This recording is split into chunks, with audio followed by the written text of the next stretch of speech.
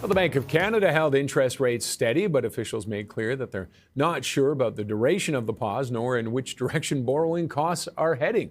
Let's get more on this now from Jeff Hall, Senior Financial Advisor at Manulife Wealth. Jeff, thanks as always for joining us. I think no real surprise that it held steady, but the fact they're not sure which way it's going, what does that say to you? They got to take a really cautious stance. The Canadian economy is fragile, and we're in the Trump tornado, right? You got tariffs winging around, so he's got to stay nimble, but it wasn't a big surprise. Everyone pretty much expected them to kind of pump the brakes, hold firm, and that's exactly what they've done. So what do you think might drive it one way or the other over the next 6 months or the rest of the year? There's three things. It's Trump, and Trump. So depending on which way they pivot, and again, Trump's so unpredictable in the way he negotiates. We got the Kuzma negotiations coming up. That'll be important. That'll influence. Is he going to do a big tariff on Canada or not? There's all these things flying around. So the Bank of Canada has a tough job. It's kind of like dodgeball for them. They got so much information that they have to act upon. So holding pat right now was the right decision. He also made some interesting announcements there as well, in the sense of even how a lot of the Chinese goods coming to Canada used to go through the LA ports. Because of Chinese tariffs, now they have to do those directly into Canada, even though it's less efficient with our ports as an example. And of course, as we all know, 75% of all our exports are back and forth with the U.S. But it was interesting, something else he commented there as well is the fact that Canada and the U.S. are a bit unique. Most countries just trade, import, export with the U.S., but Canada and the U.S. usually build things together. So this is a little bit of an odd situation that way, but there's no question the Trump and tariff tornado is the biggest challenge for Canada moving forward. And his comment, and we heard Andy talk about it as well, essentially rules-based trade with the U.S. is over. How will the markets respond to that? I mean, usually they're fairly apolitical, but that's quite a statement to say. It's a big statement because, again, there's politics, but then there's also policy. Policy is what actually matters. With Trump, he's very unpredictable on the politics side, but it's right. You can't just rely on a neighbor that's not playing fair. So it's kind of ripped apart things at the seams. But again, you got to remember, Trump's here for 3 more years, and then that ends. So Canada as a country has to look to the future, not just for the next 3 months, 3 years, but the next 20 years. What are those trade agreements going to look like? And again, you never want to have 75% of your trade done with one country. It is our neighbor, but Canada does need to diversify.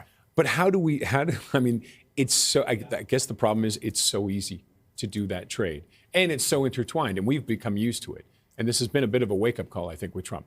Yeah, big time. But something that Trump, I don't think, realizes and acknowledges, even with the auto industry. You may have a car part that goes in a minivan when it's being assembled, but it goes back and forth across the U.S. border between Windsor and Detroit, back and forth before the end product's actually done. It's not one and done. Sometimes products go back and forth until they get finished and completed. So there's a lot of these other nuances along the way and how train and transport goes along to move things. So there's a lot of moving parts here, but they got to be careful. But I think today's decision was the right decision to hold pat. Okay. And which way do you see, if we see any movement? Do you see it going up? Do you see it going down? Or is it like the bank? I think it's going to stay pat, and I think they're going to be ready to pivot if they need to, depending on what Trump does or doesn't do. They'll be ready to take an action if possible. And they did say that growth's looking at just over 1% for Canada. Yeah, not too impressive. Yeah, it's low immigration, therefore low growth. It's if our population is not moving, we have to rely on Canadians to consume more. He did reflect on that, saying Canadians will consume a bit more, and that will be part of the growth coming for the country. And that low immigration, or almost negative immigration, it's a bigger factor than I think people think, isn't it? Absolutely. There's a challenge with certain types of immigration where they draw on a lot of services, but they usually do bring jobs and productivity to the country. And if there's a halt on that as well, that can also influence and impact Canada's economy and the speed in which it moves. Okay, and south of the border, we're expecting to hear from the Fed today, but again, I think they're going to stand pat again by the looks of it. Likely the same thing. They're going to tap the brakes, stay pat, and just get ready to pivot. Again, they've got their negotiations coming up for Kuzma as well, so they want to kind of keep their powder dry as well. And do you see any cuts happening down there with them?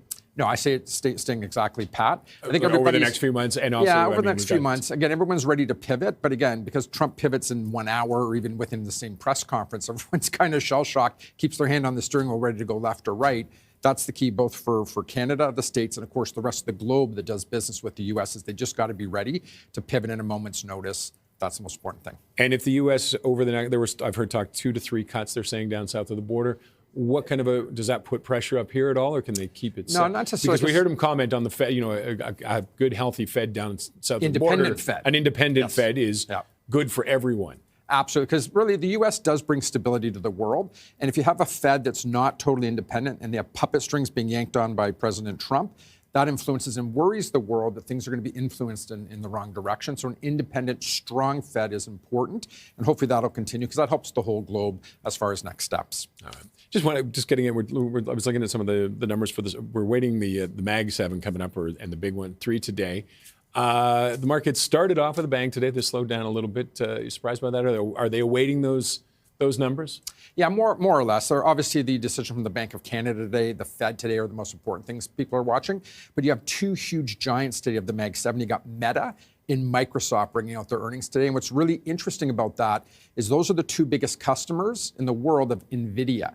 So it's kind of a secret crystal ball. You can see what they're spending on CapEx and their build-outs and some forecasting for what they've got planned. That'll dictate where NVIDIA's earnings will come out a month from now as well. You've got Tesla today. We had Starbucks this morning. So you got a lot of influences coming out with the market that way. But again, Microsoft and Meta, to me, are the two most important things today to keep the hand on the pulse of this AI build-out. And is it still as rapid and possibly even accelerating? And a little bit of what to expect from ASML, kind of maybe giving a hint of what we might see from them. Yeah, ASML with their report.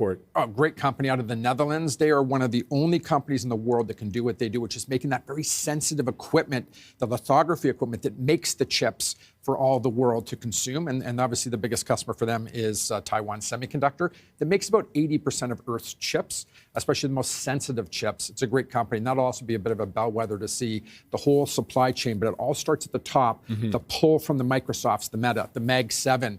What are they doing with the need for chips? Because in the end, the one who starts at the seed is ASML that helps build the equipment to start the whole flow of that build out of the actual equipment. All right, we're going to wrap things up there. Always a pleasure, Jeff. Thanks Absolutely. for joining us as always. And that was Jeff Hall, and the Senior Financial Advisor at Manulife Wealth.